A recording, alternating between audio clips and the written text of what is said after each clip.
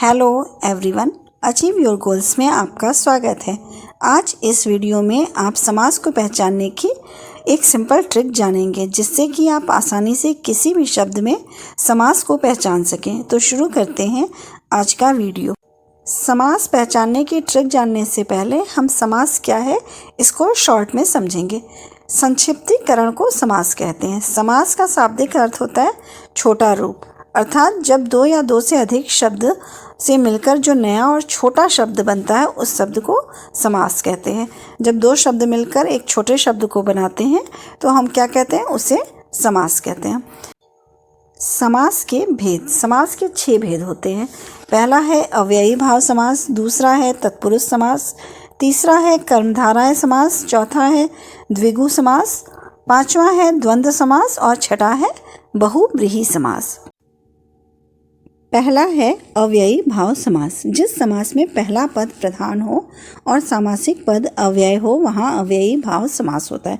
अव्यय क्या होता है? अव्यय वो होता है जो लिंग और वचन के बदलने के बाद भी क्या है, वो शब्द वैसा का वैसा ही रहता है, उसे हम अव्यय कहते हैं। यहाँ कह रहा है कि पहला पद प्रधान होता है, मतलब जिन दो शब्दों से मिलकर समास बना है उसमें क्या है, पहला पद प्रधान होगा। यदि एक शब्द की पुनरावृत्ति हो और दोनों शब्द मिलकर अव्यय की तरह प्रयोग हो वहाँ पर भी अव्ययी भाव समास होता है। मतलब यहाँ क्या है कि जब कोई शब्द 2 बार बोला जाए, उसकी पुनरावृत्ति हो और उस शब्द जो नया शब्द बने वो क्या हो, अव्यय हो, मतलब वो बदले ना, लिंग वचन के बदलने के बाद भी वो बदले ना, तो क्या होगा, वहाँ पर अव्ययी भाव समास होगा। अब इसकी ट्रिक जानते हैं। ट्रिक क्या है अव्ययी भाव पहचानने की? प्रत्येक उपसर्ग वाला शब्द अव्ययी भाव कहलाता है। जो भी उपसर्ग लगा हुआ शब्द होगा वो क्या होगा, अव्ययी भाव समास होगा। दूसरी ट्रिक क्या है? शब्द की पुनरावृत्ति हो और दोनों शब्द मिलकर अव्यय बनाए। एक शब्द है कोई, वो 2 बार बोला जाए और जो शब्द बने वो क्या हो, अव्यय हो, तो वो क्या होगा, अव्ययी भाव समास होगा। जैसे यहाँ पे यथा स्थान, यथा क्या है, यथा स्थान क्या है, अव्यय है, और यथा क्या है, उपसर्ग। तो यथा स्थान, स्थान के अनुसार, यथा समय, समय के अनुसार, आजीवन, जीवन भर, प्रतिदिन, प्रत्येक दिन, प्रतिदिन में क्या है, प्रति जो है वो उपसर्ग है, आजन्म, आ क्या है, उपसर्ग है, तो आजन्म जो है जन्म से या जन्म भर। तो जहाँ भी पहला शब्द उपसर्ग होगा वहाँ क्या होगा, अव्ययी भाव समास होगा और जो शब्द बनेगा वो अव्यय हो। पुनरावृत्ति वाले शब्दों का उदाहरण क्या है, धड़ाधड़, धड़-धड़ की आवाज़ के साथ। यहाँ पे धड़ाधड़ जो है वो क्या है, अव्यय है और एक ही शब्द जो है 2 बार बोला गया है। दूसरा है घर घर, मतलब प्रत्येक घर की बात जब की जा रही है, घर घर, तो ये क्या है, अव्ययी भाव समास है। रातों रात, रात ही रात में, इसका अर्थ क्या है, रात ही रात में, तो रातों रात क्या है, ये भी क्या है, अव्ययी भाव समास है। मतलब जब किसी शब्द की पुनरावृत्ति हो तो वहाँ पर भी क्या होगा, अव्ययी भाव समास होगा। दूसरा है तत्पुरुष समास। तत्पुरुष समास जिस समास में पूर्व पद गौण हो। यहाँ अभी पहले बताया गया है अव्ययी भाव समास में क्या होता है, पूर्व पद प्रधान होता है, और तत्पुरुष समास में उसका उल्टा है, क्या है, उत्तर पद प्रधान है, जो अंतिम पद होगा वो प्रधान होगा। तो तत्पुरुष समास कौन है, जिसमें अंतिम पद प्रधान हो, जो 2 शब्द से बनकर बना होगा समास, वो क्या है, उसमें दूसरा शब्द जो हो वो प्रधान हो।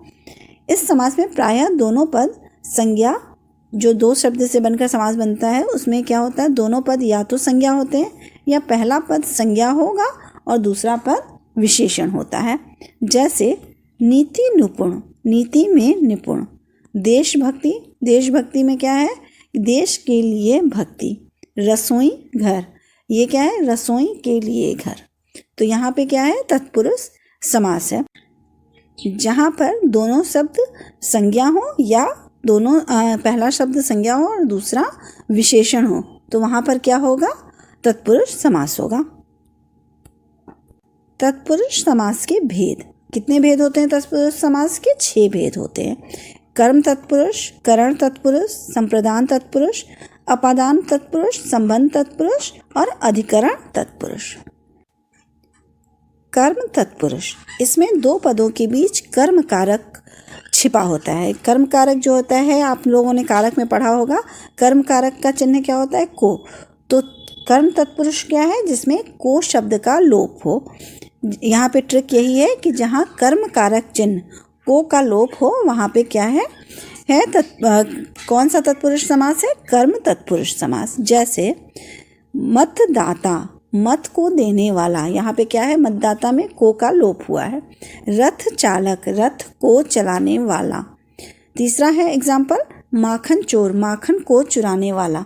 तो यहाँ पे क्या है? कर्म कारक का चिन्ह को का लोप हुआ है, इसलिए यहाँ पे कौन सा तत्पुरुष समास होगा? कर्म तत्पुरुष समास। दूसरा तत्पुरुष समास है करण तत्पुरुष समास। इसमें दो पदों के बीच करण कारक चिन्ह का लोप होता है। तो ट्रिक क्या होगी तत्पुरुष समास, करण तत्पुरुष समास पहचानने की? कि जहाँ पे करण कारक चिन्ह का लोप हो, अब करण कारक चिन्ह का कौन सा है? से और के द्वारा लोप हो, वहाँ पे क्या है? करण तत्पुरुष समास है। जैसे रोगग्रस्त, रोग से ग्रस्त। जन्मजात, जन्म से उत्पन्न। मुँह मांगा, मुँह से मांगा हुआ। तो यहाँ क्या है? से शब्द का लोप हुआ है, तो यहाँ पे क्या होगा? करण तत्पुरुष जो है होगा। पहचानना होगा कि जन्मजात में कौन सा समास है, तो तत्पुरुष समास है। और तत्पुरुष समास में कौन सा समास है? तो से का लोप हुआ है, इसलिए कौन सा समास है करण तत्पुरुष समास है। तीसरा है संप्रदान तत्पुरुष समास। इसमें दो पदों के बीच संप्रदान कारक का चिन्ह जो होता है वो लोप होता है। ट्रिक भी यही है कि के लिए शब्द का लोप होता है। जैसे हथकड़ी, हाथ के लिए कड़ी। सत्याग्रह, सत्य के लिए आग्रह। युद्ध भूमि, युद्ध के लिए भूमि। तो जहाँ पर भी के लिए शब्द का लोप होगा वहाँ पे क्या होगा? संप्रदान कारक चिन्ह होगा। अपादान तत्पुरुष, अपादान तत्पुरुष क्या है? जहाँ पे दो पदों के बीच अपादान कारक का छिपा हो वहाँ पे क्या है? अपादान तत्पुरुष होगा। तो अपादान कारक का क्या चिन्ह है? से। जहाँ पर अलग होने से हो, संबंध रखे, वहाँ पे क्या है? अपादान तत्पुरुष होगा। जैसे धनहीन, धन से हीन। यहाँ पे क्या है? धन से अलग हो रहा है व्यक्ति, तो इसलिए यहाँ पे जो से है वो क्या है? अपादान कारक है। भय भीत, भय से भीत। जन्म जन्मांध, जन्म से अंधा, मतलब जो है वो जन्म से अंधा है, इसलिए यहाँ पे क्या है? ये अपादान तत्पुरुष है। पांचवा है संबंध तत्पुरुष। इसमें दो पदों के बीच में संबंध कारक चिन्ह का लोप होता है। ट्रिक क्या है?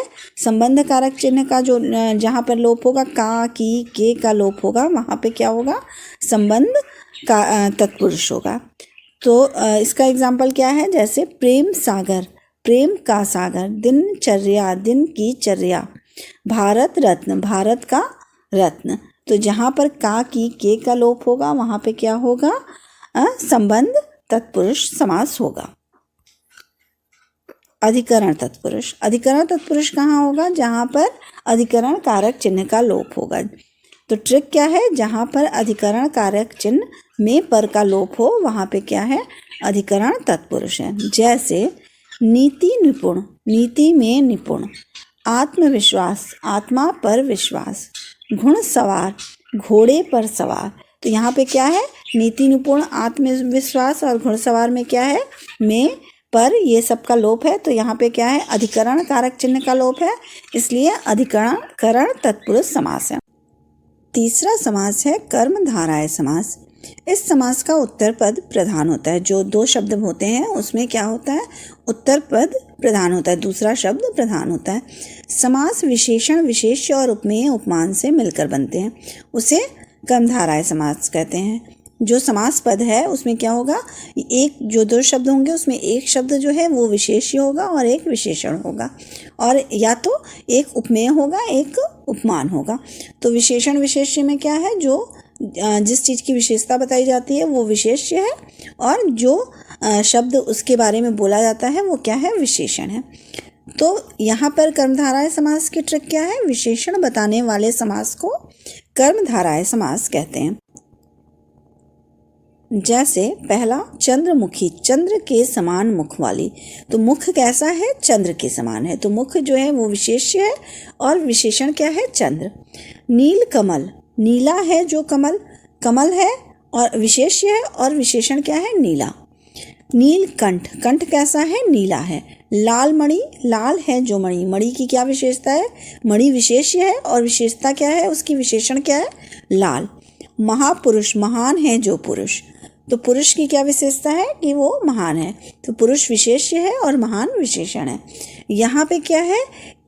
ट्रिक क्या हुई कि जो भी कोई विशेषता बताने वाला कोई शब्द होता है तो वहाँ पे क्या होता है कि कर्मधारय समास होता है।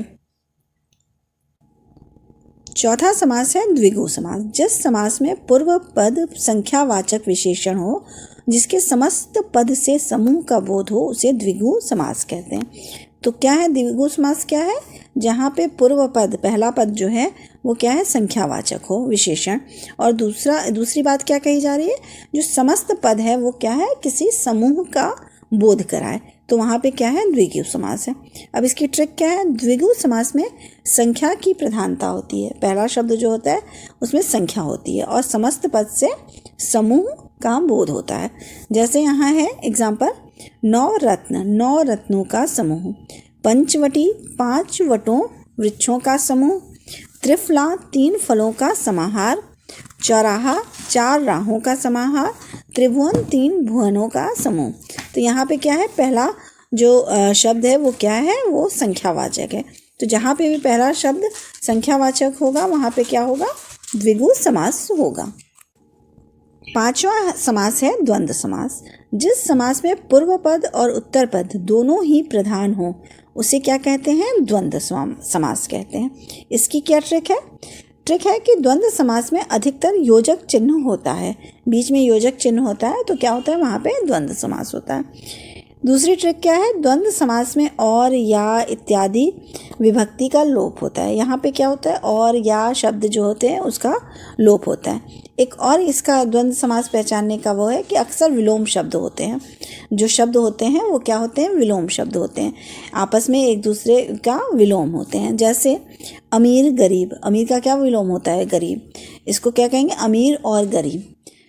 माता पिता, माता और पिता।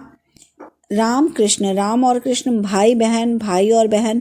पाप पुण्य, पाप और पुण्य। सुख और सुख दुख, सुख और दुख। तो यहाँ पे क्या होता है? या तो और का लोप होता है, या तो या का लोप होता है, या तो कभी कभी इत्यादि का भी लोप होता है। तो वहाँ पे क्या है? द्वंद्व समास है। और द्वंद्व समास की पहचान क्या है? अक्सर क्या है? विलोम शब्द भी होते हैं। जैसे अमीर गरीब, सुख दुख, ये क्या है? विलोम शब्द है। तो जहाँ पे विलोम शब्द दिखे वहाँ पे क्या है द्वंद्व समास है। और जब एक जैसा दो शब्द दिखेगा तो वहाँ पे क्या होगा? अव्ययी भाव। शुरू में मैंने बताया कि अव्ययी भाव समास में क्या होता है? एक ही शब्द 2 बार आता है, रातों रात, तब क्या है? अव्ययी भाव समास है।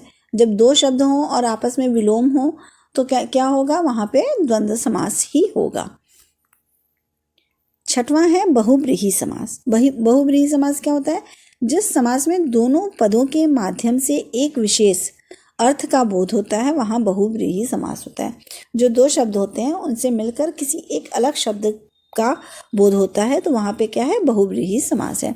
जैसे दशानन, 10 मुख है जिसके। दशानन शब्द से क्या समझ में आ रहा है? 10 आनन, मतलब 10 हैं सिर जिसके। और शब्द क्या है इसका? पहचान क्या बन रहा है? नया शब्द क्या आ रहा है? रावण, क्योंकि रावण के 10 सिर थे। नीलकंठ, नीला कंठ, जिसका कंठ नीला है। तो यहाँ पे क्या है? नीलकंठ से क्या समझ में आ रहा है? शिव जी की।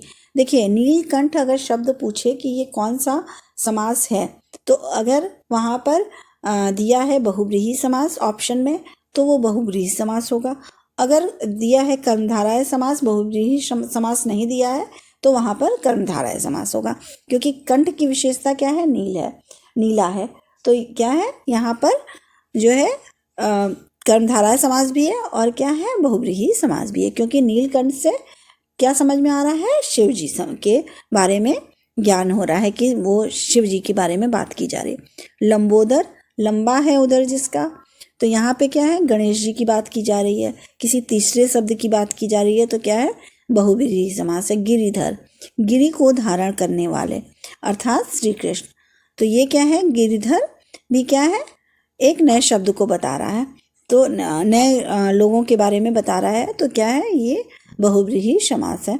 5वां है चक्रपाणि, चक्र है हाथ में जिसके, अर्थात विष्णु। तो चक्र और पाणि से क्या समझ में आ रहा है, एक तीसरे शब्द के बारे में, तो इसलिए यहाँ पे क्या है, बहुव्रीहि समास है। अगर आपको मेरी ये वीडियो पसंद आई हो तो प्लीज़ लाइक और सब्सक्राइब करें। Thank you.